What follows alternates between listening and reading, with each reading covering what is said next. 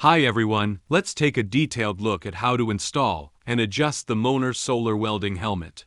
Mode switching and adjustment. Press and hold the test button to power on the helmet.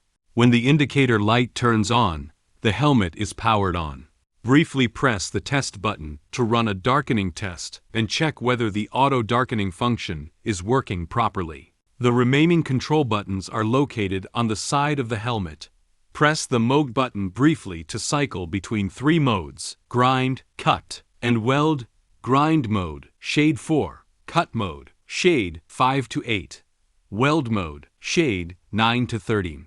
Press the Sensi button briefly to adjust the sensitivity of the auto darkening filter. There are 5 sensitivity levels available. Press the delay button briefly to adjust the lens recovery delay.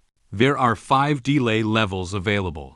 Press the battery indicator button briefly to check the current battery level. Light control. There is a light control module on the side of the helmet. Press the power button briefly to turn on the steady light mode. Both modes offer 2 brightness levels, with the light on and infrared control enabled.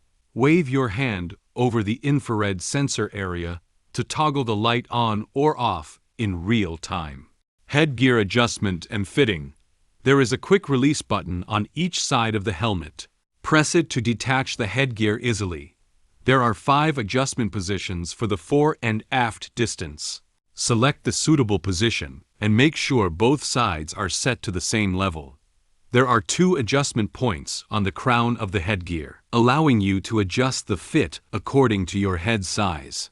Put on the helmet and tighten the rear knob and the side knobs to secure the fit. The helmet can be flipped up or down and locked into position at the corresponding angle. Protective lens replacement. Inner protective lens replacement. Remove the old inner protective lens from the lens assembly. Align the new inner protective lens with the slots on the lens assembly and press it into place one side at a time.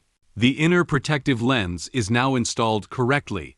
Outer protective lens replacement. Use a flathead screwdriver to release the clips inside the outer protective lens and gently remove it. Remove the other half of the clips and repeat the same steps on the other side to fully remove the old outer lens.